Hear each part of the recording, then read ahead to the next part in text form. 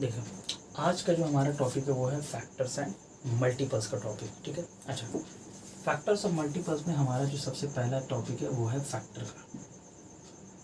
अच्छा, फैक्टर में जाने से पहले हम लोगों को एक चीज़ के बारे में जानना होगा, वो है डिवाइज़र, कि डिवाइज़र किसको बोलते हैं। और दूसरा हमें जानना होगा एग्जैक्ट डिवाइज़र, किसको डिवाइज़र बोलते हैं और किसको एग्जैक्ट डिवाइज़र बोलते हैं, ठीक है। उसके बाद हमारा फैक्टर का कंसेप्ट एकदम ईजी हो जाएगा। अच्छा, अभी हम यहाँ पर फॉर एग्जांपल हम आपके सामने यहाँ 10 दिए हैं और हम कह रहे बाबू 10 को 3 से डिवाइड करो, तो किसी भी नंबर को डिवाइड करता है जो नंबर, उसी को हम लोग क्या बोल देते हैं, डिवाइज़र। 10 को तो इस हिसाब, तो अगर कोई पूछेगा 10 के कितने डिवाइजर्स हो सकते हैं, तो आपका आंसर होगा 10 के बहुत सारे डिवाइजर्स हो सकते हैं। 10 को बहुत कोई नंबर डिवाइड करने के लिए आ सकता है, यहाँ पे कुछ भी लिख सकते हैं, 4 5 6 7 8 9 10 11 12 कुछ भी नंबर लिख सकते हैं। लेकिन एग्जैक्ट डिवाइज़र का मतलब क्या होता है? एग्जैक्ट डिवाइज़र का मतलब होता है वो डिवाइज़र जो 10 को यानी किसी नंबर को पूरी तरीक़ा से डिवाइड करते हैं।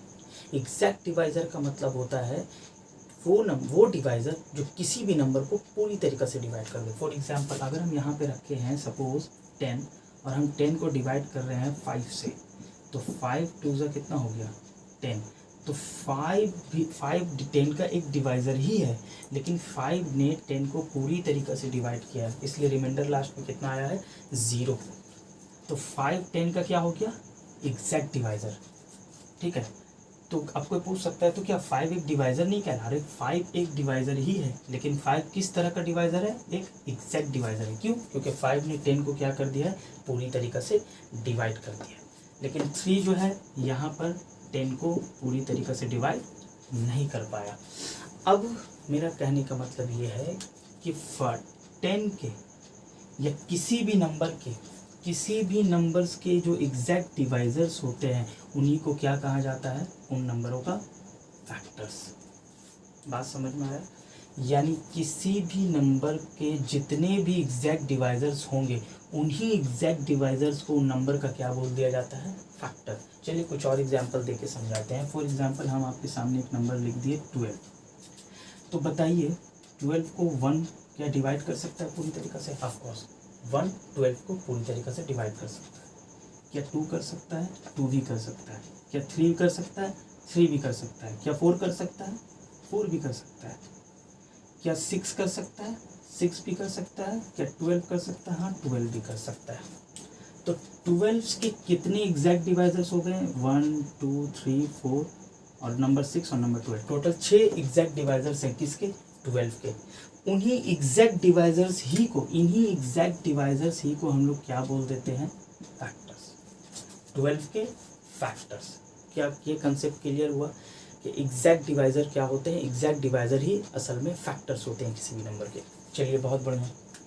अच्छा, अब कुछ नंबर्स हम आप लोगों को दे रहे हैं, उन नंबरों का आप लोग खुद से फैक्टर्स निकाल कर कमेंट में आंसर कर दीजिएगा कि 18 के क्या क्या फैक्टर्स होंगे, 15 के क्या क्या फैक्टर्स होंगे, ठीक है, और 20 के क्या क्या फैक्टर्स होंगे। इन 3 नंबरों के क्या क्या फैक्टर्स होंगे इसको आप लोग कमेंट में इसका आंसर कर दीजिएगा। चलिए, ये था फैक्टर का कंसेप्ट जो आप लोग आसान तरीके से बिल्कुल समझ चुके हैं। अच्छा, फैक्टर में जाने से पहले फैक्टर के क्योंकि आप लोग फैक्टर को जान चुके हैं तो फैक्टर से रिलेटेड कुछ बात आप लोगों को और भी जानना ज़रूरी है।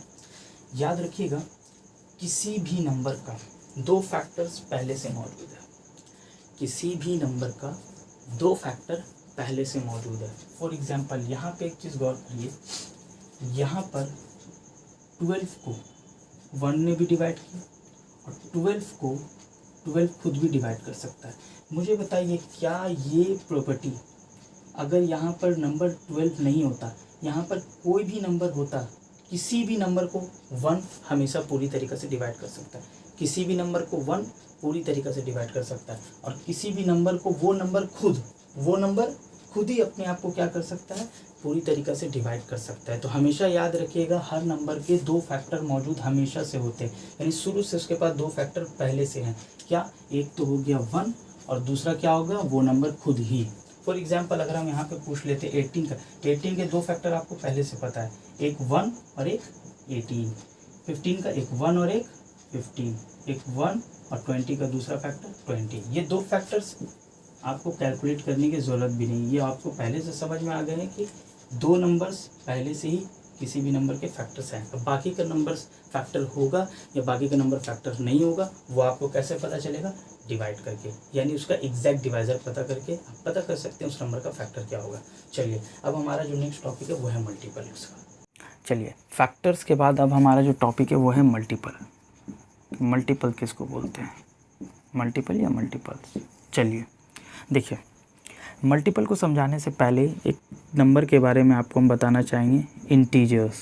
कि इंटीजर्स किसको बोलते हैं, ठीक है। चलिए इंटीजर्स के बारे में समझते हैं अच्छे से। तो सब मल्टीपल जानने से पहले किस कंसेप्ट के बारे में हम लोग को जानना होगा? इंटीजर्स के बारे में। देखिए इंटीजर्स किसको बोलते हैं?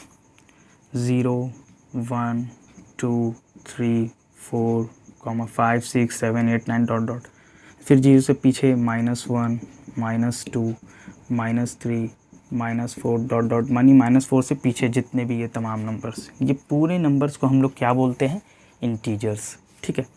इस इंटीजर्स में जो आपको पॉजिटिव वाले पार्ट दिख रहा है उसको हम लोग बोलते हैं क्या? Positive integer.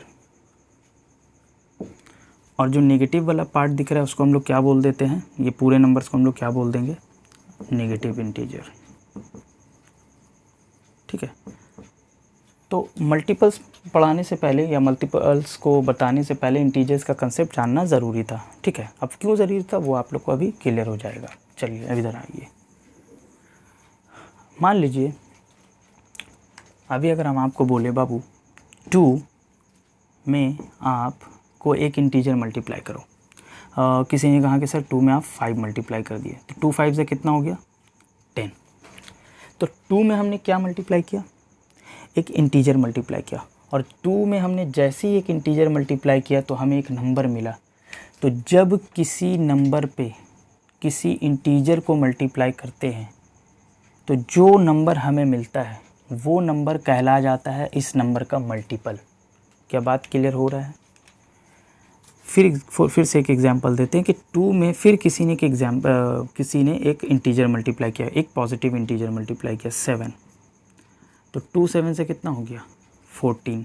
तो 2 में हमने क्या मल्टीप्लाई किया? एक इंटीजर, ठीक है। और इंटीजर को मल्टीप्लाई करने से हमें क्या मिला? 14। तो 14 क्या हो जाएगा? 2 का मल्टीपल। यानी मल्टीपल क्या होता है? आप किसी भी नंबर का मल्टीपल का मतलब होता है कि उस नंबर में एक इंटीजर मल्टीप्लाई करो, ठीक है, एक पॉजिटिव इंटीजर मल्टीप्लाई कर दो, और उस पॉजिटिव इंटीजर को मल्टीप्लाई करने से जो नंबर आपको मिलेगा वही नंबर उस नंबर का क्या हो जाएगा? मल्टीपल्स हो जाएगा, ठीक है। फॉर एग्जांपल किसी ने पूछा कि मुझे 3 में किसी ने बोला 6 मल्टीप्लाई करो, तो कितना आएगा? 18 आएगा। तो हमने 3 में क्या एक पॉजिटिव इंटीजर मल्टीप्लाई किया? हाँ किया। पॉजिटिव इंटीजर मल्टीप्लाई करने से मुझे एक नंबर मिला, जो नंबर मिला वो हो जाएगा 3 का एक मल्टीपल। क्या मल्टीपल का कंसेप्ट आप लोग को क्लियर हुआ? बहुत ईजी है। अच्छा, इसमें एक ज़रूरी बात, फैक्टर्स। हम लोग जब किसी नंबर का फैक्टर्स पता कर रहे थे तो हम लोगों ने ये देखा कि किसी भी नंबर का फैक्टर 2, 3, 4, 5, 6 कुछ भी हो सकता है, लेकिन एक फ़नाइट हो सकता है। फ़नाइट बोलने का मतलब है 2 पीस हो सकता है, 3 पीस फैक्टर्स हो सकता है, 4 फैक्टर हो सकता है, 5 फैक्टर्स हो सकता है, 6 फैक्टर्स हो सकता है, 7 हो सकता है, 8 हो सकता है, लेकिन आप उसको गिन सकते हो कि हाँ इतना फैक्टर्स इसमें होगा। अनलिमिटेड फैक्टर्स आप नहीं बोल सकते हो कि किसी नंबर का अनलिमिटेड फैक्टर्स है। लेकिन यहाँ पे मल्टीपल्स में गौर करो, अगर कोई पूछ ले कि 2 का मल्टीपल क्या है, तो 2 में तो आप बहुत सारे इंटीजर मल्टीप्लाई कर सकते हो। 2 में आप 1 मल्टीप्लाई कर सकते हो, फिर 2 में आप 2 मल्टीप्लाई करोगे तो आपको 4 मिलेगा, 2 में आप 3 मल्टीप्लाई करोगे तो आपको 6 मिलेगा, 2 में आप 4 मल्टीप्लाई करोगे तो 8 मिलेगा। तो इंटीजर्स तो इन्फिनाइट्स हैं, इंटीजर तो यहाँ पे इन्फिनाइट थे। तो आप 2 में इन्फिनाइट नंबर मल्टीप्लाई, बहुत सारे नंबर मल्टीप्लाई कर करके आप 2 का तो बहुत सारा मल्टीपल निकाल सकते हैं। तो इससे ये क्लियर हुआ किसी एक नंबर का इन्फिनाइट मल्टीपल्स हो सकता है, लेकिन किसी भी नंबर का जो फैक्टर होता है वो फाइनाइट होता है, ठीक है। तो ये था आप लोगों का फैक्टर्स और मल्टीपल से रिलेटेड एक कंसेप्ट जब हम लोग इसका एक्सरसाइज सॉल्व करेंगे तो और भी बेहतर तरीके से हमारा फैक्टर और मल्टीपल क्लियर होगा। लेकिन यहाँ पर जो हम लोगों ने फैक्टर्स और मल्टीपल को डिस्कशन किया है उसका जगह जस्ट एक बेसिक कंसेप्ट हम लोगों ने एक्सप्लेन किया है। तो आज का टॉपिक हमारा यही रहता है। नेक्स्ट टॉपिक में हम लोग odd number, even number, composite number, ठीक है, प्राइम नंबर, इस तरह से आगे बढ़ेंगे। और आज का क्लास हम लोग यहीं पे ख़त्म करते हैं।